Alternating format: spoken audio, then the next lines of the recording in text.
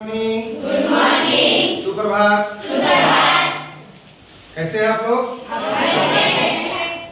तो आज नया चैप्टर शुरू करने जा रहे हैं, धातु एवं अधातु।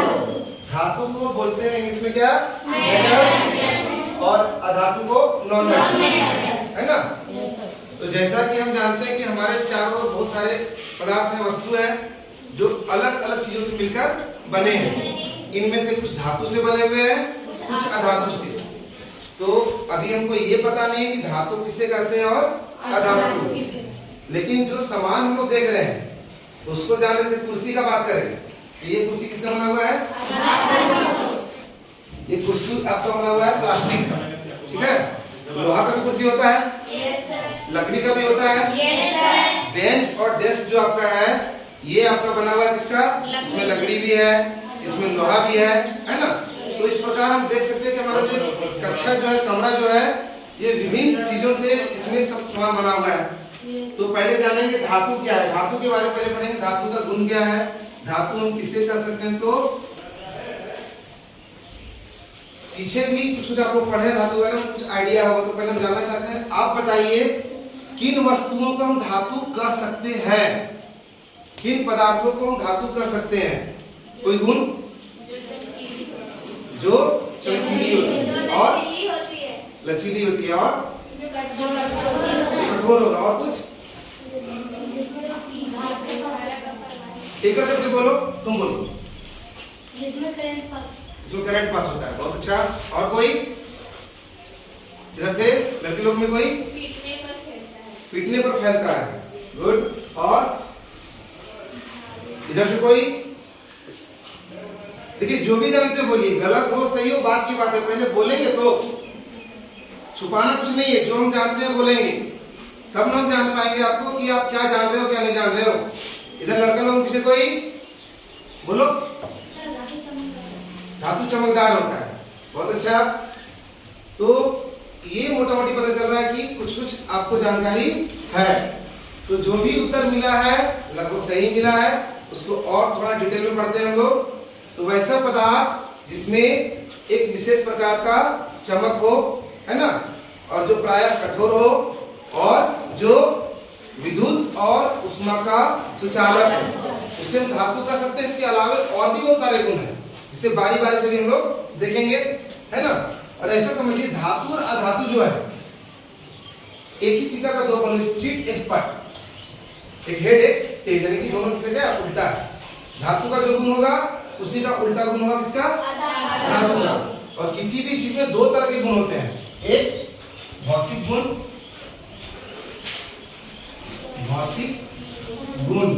और दूसरा रासायनिक गुण। यानी कि भौतिक गुण को हम लोग बोलते हैं इंग्लिश में, ये हो जाएगा फिजिकल, ये हो जाएगा केमिकल। तो भौतिक गुण क्या हो जाएगा? जो हमें दिख रहा है। जैसे कोई वस्तु कठोर है, ठोस अवस्था में है, द्रव अवस्था में है, गैस भी है, उसका भौतिक गुण हुआ। बाकी रासायनिक गुण क्या हो जाएगा कि वह किस चीज से अभिक्रिया कर रहा है, कैसे अभिक्रिया कर रहा है, अभिक्रिया करके क्या बना रहा है, ये सब हो जाएगा रासायनिक गुण। तो पहले हम लोग भौतिक गुण का चर्चा करेंगे, भौतिक गुण का। इसमें कर रहा है धातु का। अब अधातु, अधातु क्या होता है? उसमें चमक नहीं होता है, पीटने पे वो टूट जाता है। और अधातु जो है वो प्रायः क्या होता है? उष्मा और विद्युत का उचालक, है ना। अब बारी बारी से देखते हैं। अब ये बताइए हमको धातु का कुछ उदाहरण, जैसे धातु का उदाहरण यानी कौन सा वस्तु को धातु बोलते हैं। जैसे हम एक उदाहरण दे रहे हैं, जो हीरा धातु नहीं है, अधातु है। हम उदाहरण दे रहे हैं, समझो पहले ध्यान से। धातु जो है आपका विशेष प्रकार का चमक है। तो लड़की लोग ज्यादा जेवर पहनती है, लड़का लोग पहनता है थोड़ा अंगूठी, लेकिन लड़की लोग ज्यादा। तो जो आप पहनते हैं अंगूठी, किसका होता है? वो सोना या चांदी का। जो पहनते हैं गले में हार, सोना का। तो सोना में क्या है? चमक है ना, महंगा भी है। तो सोना हो गया, चांदी हो गया, तांबा हो गया, एल्युमिनियम हो गया, है ना, सोडियम हो गया, ये सब का सब क्या है? धातु है। उसी प्रकार अधातु में क्या आ जाएगा? Oxygen, nitrogen, hydrogen, carbon. Carbon का रूप है हीरा और ग्रेफाइट, इससे हम बात कर रहे हैं। ये सब अधातु हो गया। आयोडीन। अब सवाल ये उठता है, समझिए बात को, कुछ कुछ अपवाद दोनों में है, धातु में भी और अधातु में भी। जैसे अभी आपने कहा कि धातु कठोर होते हैं, सोडियम भी धातु है, वो इतना मुलायम है कि चाकू से काट सकते हैं, जिस तरह पनीर को काटते हैं चाकू से, दिखता भी है सफेद। तो आपने तो कहा कि धातु कठोर होते हैं, तो जो जितने भी धातु हैं, लगभग जो धातु एक तरह का गुण को जो फॉलो कर रहे हैं वो एक गुण हो गया, बाकी जो कुछ एकाध गुण हटके है वो अपवाद हो गया। प्रायः सभी धातु क्या है, कठोर होते हैं, ठोस अवस्था में पाए जाते हैं। लेकिन अगर हम बात करें पारा का, मरकरी का, तो वो है तो धातु, वो द्रव अवस्था में, ये अपवाद हो गया। कठोर है सब, लेकिन सोडियम क्या है, कठोर नहीं है, मुलायम है, ये सब अपवाद हुआ। ठीक उसी प्रकार से अगर हम अधातु में बात करें तो अधातु कठोर नहीं होता है, लेकिन हीरा प्रकृति में सबसे कठोर वस्तु है क्या, वो अधातु है। ये सब अपवाद हुआ। और हम उदाहरण लें तो अधातु जो होते हैं वो उष्मा और विद्युत के कुचालक हैं, लेकिन ग्रेफाइट क्या है, अधातु है, जो आपके पेंसिल में रहता है लीड, तो ग्रेफाइट का बना हुआ है, सिलेट में प्रयोग करते हैं। तो ये जो अधातु होते हुए भी क्या इसमें, ये विद्युत का सुचालक है। ग्रेफाइट जो है विद्युत का सुचालक है क्या, अधातु। तो इस तरह नियम से हटके कुछ जो रहेगा पदार्थ वो क्या कहलाएगा, उसका वो अपवाद कहलाएगा। धातु में भी अपवाद है, अधातु में भी अपवाद है। अब पहले हम लोग धातु के बारे में डिटेल में पढ़ते हैं। दिखावट, अपीयरेंस, धातु कैसा है, चमकीला है, जितना भी है, सोना है, चांदी है ना, पारा है, एल्युमिनियम है, तांबा है, सब में क्या है, एक विशेष प्रकार का चमक है, चमकदार होता है, चमकता है। लोहा हो गया, है ना। भौतिक अवस्था, तो भौतिक अवस्था में मैंने अभी आपको क्या बताया कि प्राय जितने भी धातु हैं वो ठोस अवस्था में पाए जाते हैं और वो कठोर होते हैं। अभी बात हुई ना, इस बात की हम लोग ना। लेकिन अपवाद क्या है, अपवाद में आपका है पारा। पारा है तो धातु, लेकिन वो द्रव अवस्था में, लिक्विड फॉर्म में है। उसी तरह से सोडियम है तो ठोस, लेकिन मुलायम है, कठोर नहीं है। इसके बाद पोटेशियम का बात करते हैं। पोटेशियम भी मुलायम होता है, पोटेशियम भी धातु है, लेकिन वो भी मुलायम है, इतना मुलायम कि सोडियम और पोटेशियम को हम लोग चाकू से आसानी से काट सकते हैं। बात समझ में आ रही है? इधर इधर कोई दिक्कत नहीं। आवाज थोड़ा तेज आना चाहिए, जब समझ गए तो जोर से बोलेंगे। समझ में आ गया? गुड। चमक, चमक बताए थे भी कि चमकदार होता है, जितना भी धातु क्या है वो चमकदार है। कब? जब वो शुद्ध अवस्था में है तब। जब वो प्योर फॉर्म में है वो चमकेगा, चाहे सोना हो, चांदी हो, लोहा हो, तांबा हो, एल्युमिनियम हो, जितने भी धातु हैं, अगर वो शुद्धतम रूप में है तो उसमें विशेष प्रकार का चमक होगा। और ये प्लेटिनम भी है ना, काफी महंगा होता है। प्लेटिनम जो है वो सोना से भी महंगा है। अब ये इतना, इसके बारे में लोग जानते क्यों नहीं है? प्लेटिनम के बारे में अभी आपसे हम जब पूछे जेवर के बारे में, तो आपने सोना चांदी का नाम लिया, प्लेटिनम का नाम नहीं लिया। लेकिन आपको मालूम हो कि प्लेटिनम जो है वो सोना से भी ज्यादा महंगा है, लेकिन हमारे पहुंच तक है नहीं, क्योंकि जो आम आदमी प्रयोग जिसको कर रहा है, सोना हर कोई प्रयोग कर रहा है। और प्लेटिनम बड़े बड़े लोग जो होते हैं वो लोग प्लेटिनम का प्रयोग करते हैं जेवर बनाने के लिए, उसे हम लोग सफेद सोना कहते हैं, व्हाइट गोल्ड इसको प्लेटिनम। ये और महंगा है, और उतना महंगा लोग पहन नहीं पा रहे हैं, तो उतना उसके बारे में जानते नहीं है। सोना में ही खुश है, सोना भी सस्ता नहीं है, बहुत महंगा हो गया है और महंगा होते जा रहा है ना। देखो होता क्या है ना, जिस वस्तु का डिमांड ज्यादा होगा, लोग ज्यादा उसको पसंद करेंगे, ज्यादा खरीदना चाहेंगे, तो महंगा होगा ही होगा। और जो वस्तु लोग नहीं खरीदना चाहेंगे उसका दाम क्या होगा, कम होगा, सस्ता होगा। तो क्यों महंगा है सोना? कम मात्रा में है, और हर कोई चाहता है कि सोना का एक लॉकेट हो, एक अंगूठी हो, है ना, इस कारण से महंगा है क्या। जबकि आपको मालूम होगा कि सोना चांदी ये सब पहनने से हमारा भूख नहीं मर रहा है, ये शौक है, अच्छा लगता है, नहीं अच्छा दिखता है, ठीक है। आघात वर्धनीयता, जो अभी आप बोल रहे थे कि जब किसी चीज से पीटते हैं, हथौड़ी मारेंगे तो क्या हुआ, टूटेगा नहीं बल्कि फैल जाएगा। यानी कि धातु को जब हम पीटते हैं हथौड़ी से तो फैल के पतला चादर बन जाता है ना। और अगर खींचेंगे उसको हम, ये तन्य होता है, टूटता नहीं है, पतला तार बन जाएगा। तन्यता का बात करें तो सोना सबसे मुलायम है, जो धातु जितना मुलायम होगा उससे उतना पतला तार हम खींच सकते हैं, है ना। तो सबसे पतला तार हम धातु से खींच सकते हैं। कौन धातु से? सोना। तो सोना क्या मुलायम, आपको मालूम है कि सोना का जो बिस्किट होता है, सुने हो, खाया नहीं जाता उसको, जो बड़े बड़े लोग होते हैं शौक से सोना का बिस्किट रखते हैं, वो इतना मुलायम होता है कि अगर हम लोग आटा जो गुथा हुआ रहता है ना, उसके जैसा दबाएंगे तो दब जाएगा। यानी कि जो शुद्ध सोना है उसका जेवर नहीं बनता है। सोना का शुद्धता को हम लोग कैरेट में मापते हैं, 24 कैरेट का शुद्ध सोना होता है। लेकिन जब हम लोग जेवर बनाते हैं तो शुद्ध सोना का बनेगा क्या? बन भी जाएगा तो क्या होगा, कोई हल्का सा दबा दिया, उसका जो स्ट्रक्चर था क्या हो जाएगा, बिगड़ जाएगा, है ना। जो आकार दिए तो आकार खत्म हो जाएगा। तो इसीलिए उसमें तांबा मिलाते हैं और प्रायः 19 से लेके 22 कैरेट तक का क्या करते हैं हम लोग, जेवर बनाते हैं। 22 कैरेट में ज्यादा अच्छा बनाया जाता है, उसका चमक ज्यादा होगा। जब महंगा हो गया है, 19 कैरेट का भी बनने लगा है, 18 कैरेट का भी बनने लगा है, 24 कैरेट होगा ना, तो 18 कैरेट का अगर रखे हैं सोना, 6 मिलाएंगे उसमें तांबा। तांबा ही क्यों मिलाए? क्योंकि दोनों का रंग रूप थोड़ा मिलता जुलता है। तांबा थोड़ा क्या होता है, कठोर होता है, तो उसे जो आकार देंगे उस आकार में वह बना रहेगा। तो ये मालूम हो गया ना कि जो हम पहन रहे हैं सोना का, उसमें कुछ न कुछ तांबा भी मिला हुआ है, ताकि उसका आकार बना रहे और मुलायमपन थोड़ा कम हो। ठीक है। इसके अलावा ध्वनिक, यानी कि जब हम लोग किसी धातु को पीटते हैं तो विशेष प्रकार का ध्वनि उत्पन्न होता है, साउंड प्रोड्यूस होता है ना। आप देखते हैं आपके स्कूल में जो घंटी है वो या तो लोहा का होता है या तो तांबा का। पहले आपका लोहा का था, तांबा का लगा ना। अब लोहा से ज्यादा आवाज तांबा में आ रहा है, ठीक है, क्योंकि लोहा से तांबा ज्यादा ध्वनिक है, ज्यादा ध्वनि उत्पन्न करता है। अब लकड़ी का बना ले अगर हम क्या घंटी, तो बजाएंगे पूरा स्कूल भी सुनाई नहीं देगा। और भाई अगर लोहा का या तांबा का बनाए तो स्कूल के बाहर भी सुनाई देता है। उससे क्या पता चलता है कि पहला पीरियड खत्म हुआ, अब दूसरा पीरियड है, लंच हो गया, छुट्टी हो गया, एक संकेत के रूप में, है ना।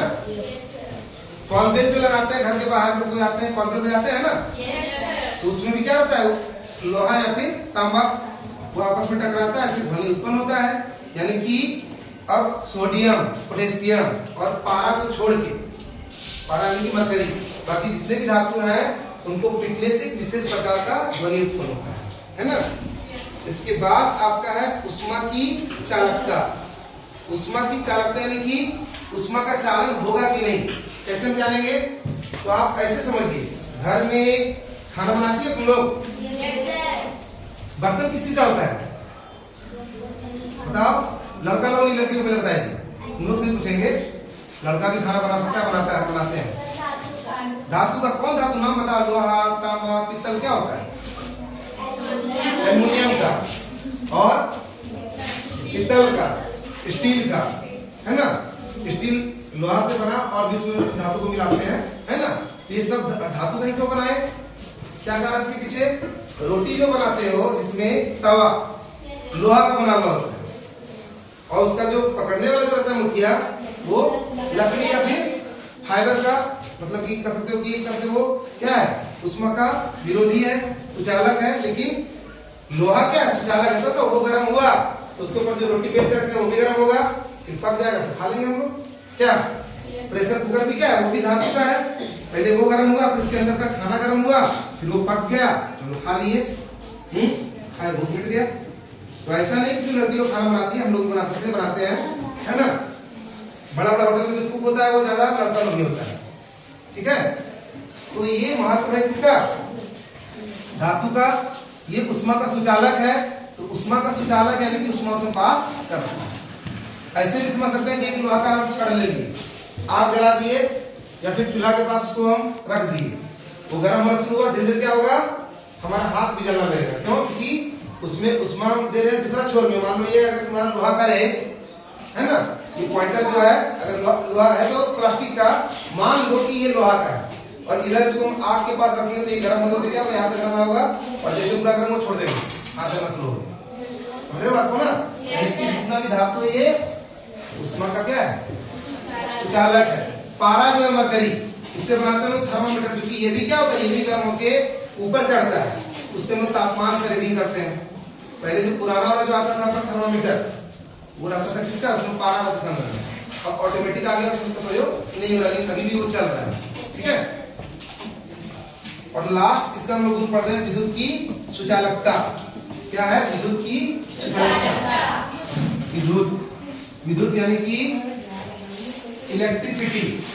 और इसमें दो तरह का होता है, एक होता है इलेक्ट्रोस्टैटिक, दूसरा होता है करंट। हम बात करें करंट का, विद्युत धारा का, है ना। विद्युत धारा, जिसमें विद्युत का क्या हो, प्रवाह। फिर आगे जब जाएंगे 10th क्लास में तो डिटेल में पढ़ेंगे, इतना डिटेल में जाना नहीं है, समझ में आएगा, कुछ लोग आएगा, सबको नहीं आएगा। विद्युत धारा जो करंट बोला था विष्णु, इलेक्ट्रिक करंट, विद्युत धारा, ठीक है, विद्युत का रूप है। तो विद्युत का सुचालक होता है, यानी कि तार जो बनाते हैं हम लोग, वो किसका बनाते हैं?